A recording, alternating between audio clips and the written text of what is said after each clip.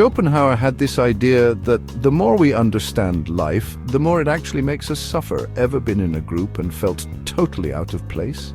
It's like a sharp and different mind can see right through those pretty little lies people tell themselves just to make their boring everyday lives seem okay. And sometimes that very insight can be a real pain, right? It's like that saying, the higher the climb, the harder the fall, or in this case, the more brains, the more pains.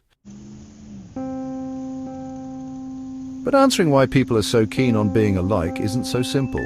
If you take a closer look around, you start wondering, what's the big advantage of everyone being the same? That's the destructive trap Schopenhauer talks about. People are wired, both instinctively and socially, to act like a herd, just following along without thinking, blindly obedient. In a society where folks reject or even attack what they don't understand to wipe it out, being a genius or different is a huge risk. Basically, society can't handle an exception to the rule, and here's the kicker: people might give these brilliant minds a wide berth, but it's those very minds that are actually pulling the strings of the world. They're the ones who break the mold, and because of their unique perspective, end up changing the game. Schopenhauer also believed that intelligence and social inclinations have an inverse relationship. The smarter you are, the less patience you have for pointless chit-chat because you can see the bigger picture. It's not about being snobby or thinking you're better than everyone else. In fact, it can be quite upsetting. You see things others don't, like how people are willing to totally erase their individuality just to fit in. That can really get under your skin. Loneliness is the destiny of all great minds. But intelligence isn't just about a high IQ. What's really crucial these days is emotional intelligence, or EQ, which is way more important in relationships and is a skill in itself. Here, smart people tend to fall into two camps. Either they embrace isolation and solitude, usually those with super high IQs, or they blend into society, pretending to be simpletons. These folks have both high IQ and EQ. The first group are the ones who build powerful philosophies and come up with those mind-bending math, physics and chemistry formulas, leaving a lasting legacy in history. The second group quietly put these ideas into practice within society, and contrary to what we might think, they often wield a lot of power. In a few minutes, we'll dive into 3 clever tactics smart people use in a crowd, but first, let's look at their unique traits. The first characteristic of intelligent people is that they keep quiet. Your silence makes you think, but society is set up with so much noise that it doesn't give you a chance to. A smart person knows the power of silence and how to use it to their advantage. Schopenhauer said in The Wisdom of Life that the more superior a person's intellect is, the more they dislike being with others. They prefer their own company to dealing with the foolishness of others. The second trait is unbiased and open-minded curiosity. These individuals aren't usually hung up on anything except learning. They know that being biased is a sign of a shallow and extreme way of looking at things. This kind of prejudiced view actually stops us from making good decisions, leading to problems and confirmation bias. In psychology, this is when someone interprets everything in a way that confirms their existing beliefs because they're clinging to those beliefs for dear life. But smart people, because they look at things neutrally, see both the strengths and weaknesses. Bertrand, the great English philosopher and mathematician, said he'd never die for his beliefs because he might be wrong. Let me tell you a story to explain this, because after this you'll probably realize where society has created needs for you. There was an old man who owned a grocery store. Every morning when he opened up, he'd see that people had written insults and slogans against him on his storefront. He'd clean them off every day, and the next morning it would start all over again. One day, he decided to wait and see who was doing it. He saw a group of teenagers. When they saw him, they tried to run, but the old man said, "Hey, come here. It's okay, you can keep writing what you're writing, and from today on, I'll give each of you $10.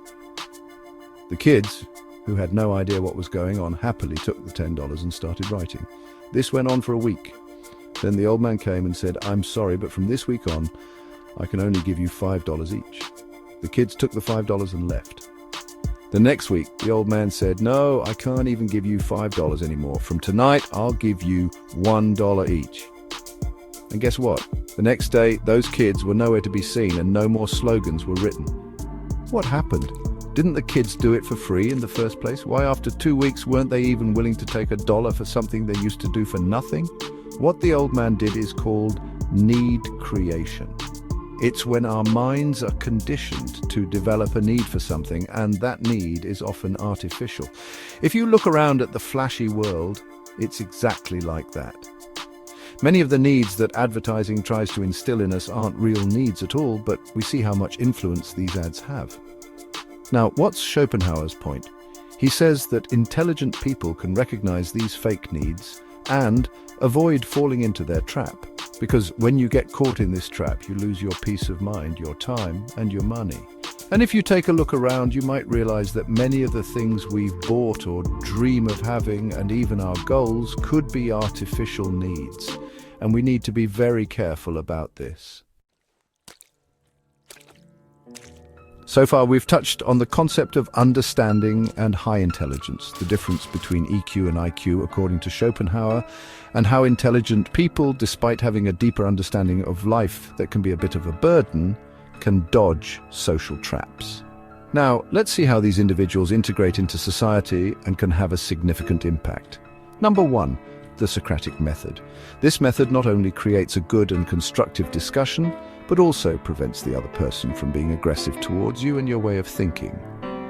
Socrates, the great Greek philosopher, would wander the streets, portraying himself as ignorant but inquisitive, and ask people questions.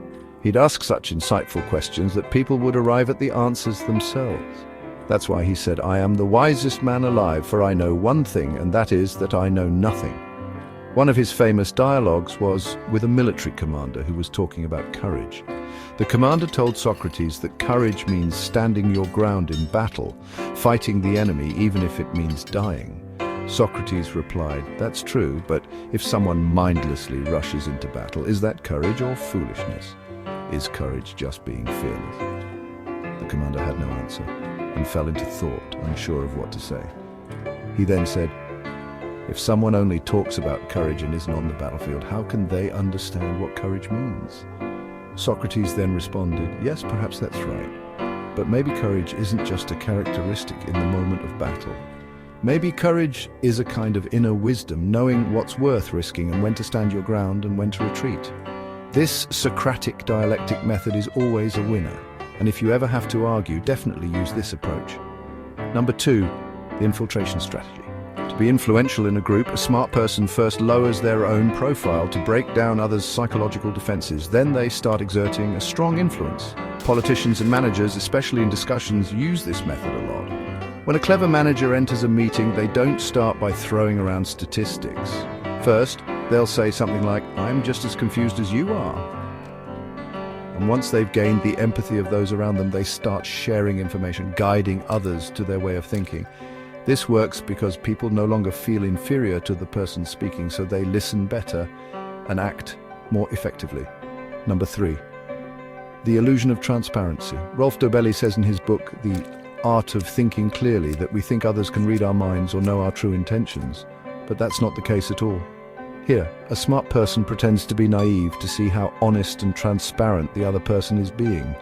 For example, imagine a sharp entrepreneur who acts like they haven't grasped the legal points of a contract, but in reality, they're assessing how forthcoming their counterpart is being. Schopenhauer also had a piece of advice.